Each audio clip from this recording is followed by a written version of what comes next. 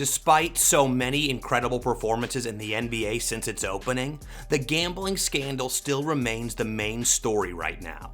So, how do NBA players really feel about the gambling scandal? My reaction to the news, I was shocked. I woke up to that news. You know, gambling and sports betting has completely taken the purity away and the fun away from the game at times. I'm gonna just be honest with y'all. So, as we go deeper into the video, you'll see what Kyrie thinks about the new wave of gamblers in the league. But it's not just the players, as there's so much to cover. From what former players think the FBI is really doing, to what others think about the integrity of the NBA, and more. But before we get deeper into the reactions of NBA players about the gambling, here's an update on the FBI case. Players to score less, rebound less, assist less, using information that was not yet public. In some instances, players altered their performance or took themselves out of games to make sure that those bets paid out. Gambling had once been a shadow that lingered outside the arenas, a problem that belonged to bookies and the mob. Now, it's on the jumbotrons, printed on jerseys, and read aloud during broadcasts. So, here's Jaylen Brown saying what many players have been thinking. I think a lot more could have been done to help players or prepare players, but even in the aftermath, I don't think little care or attention to detail goes into it. They're like, you make X amount of money or X, Y, and Z, you should be able to deal with all the extra negativity, the people approaching you about parlays. Now, it's easy to assume this is new. But it isn't. Long before the billion-dollar TV deals and betting apps, the pressure had already existed. Meta World Peace once revealed just how real it was even then. I did have somebody come to me and ask me to throw a game one time in college, and I said, I'll smack you in your face. You're gonna have to get away from me immediately. Draymond Green speaks to this point later in the video. But then, this one story shows that the temptations around the game have always been there. Only now, they've been legalized, televised, and commercialized. The league has made partnerships with casinos and betting companies that bring in billions. That money flows through every level of the NBA. The irony is that the players who make those partnerships profitable are also the ones most at risk when it all goes wrong. Kyrie Irving didn't hold back when he spoke on it. You know, gambling and sports betting has completely taken the purity away and the fun away from the game at times. I'm gonna just be honest with y'all. So, his words hit hard because they come from someone who has been both praised and criticized by the same fans who now place bets on his every move. From him, it's not just about money, it's about meaning. And don't get me wrong, I don't want anybody wasting their money on me. But god dang, like, this whole community of gamblers that's come into the game of basketball, y'all tell me what y'all think. Kyrie's frustration wasn't just with the fans, but with the system that turned players into walking investments. Every shot, every injury, every substitution now tied to someone's parlay. And yet, behind the microphones and the legal statements, there were real people, players, trying to process what it meant for their careers and their reputations.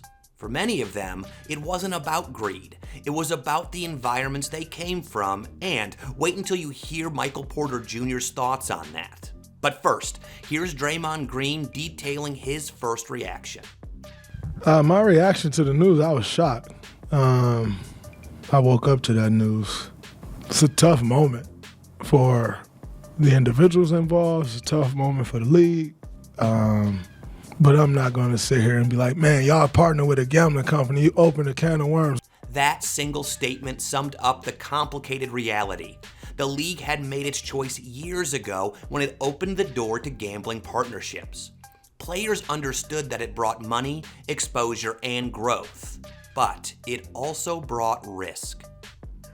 Draymond wasn't defending what happened. He was simply acknowledging that when you welcome something into your house, you can't act surprised when it starts to rearrange the furniture. He said it best when he followed up with this. You know, partnering with gambling companies ain't make gambling more accessible to us. The accessibility is what it is.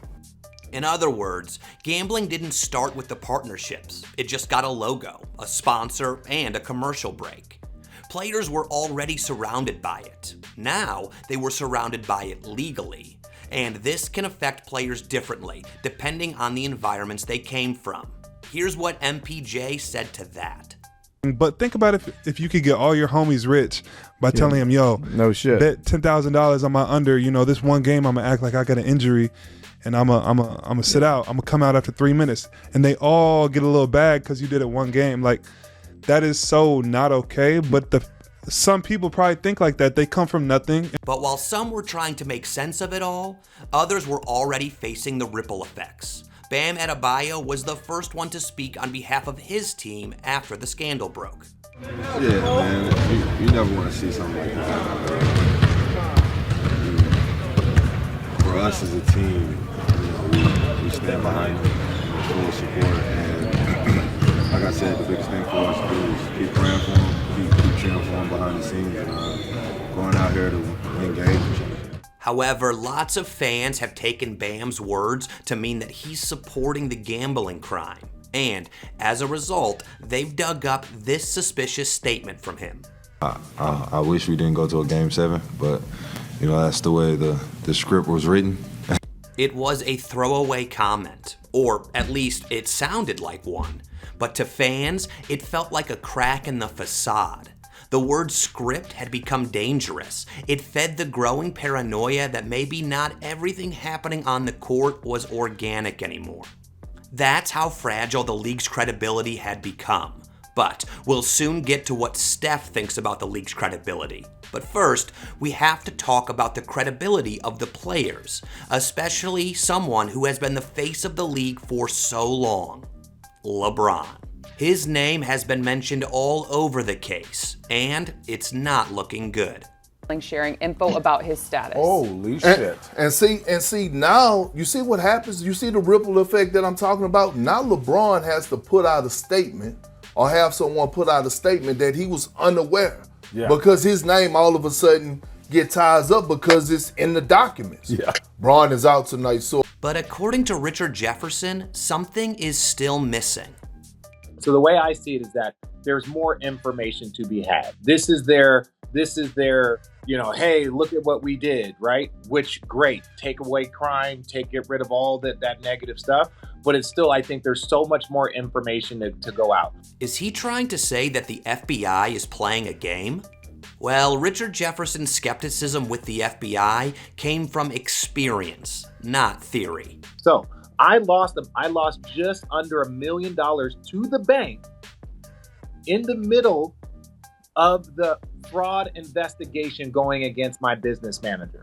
So the bank came after me. They won, even knowing that I was the victim. And the FBI did not want to step in because they didn't want to mess up their case. To Jefferson, the current investigation looked too familiar. He saw the press conferences, the bold headlines, the carefully worded statements, and something felt off. Was it all a performance?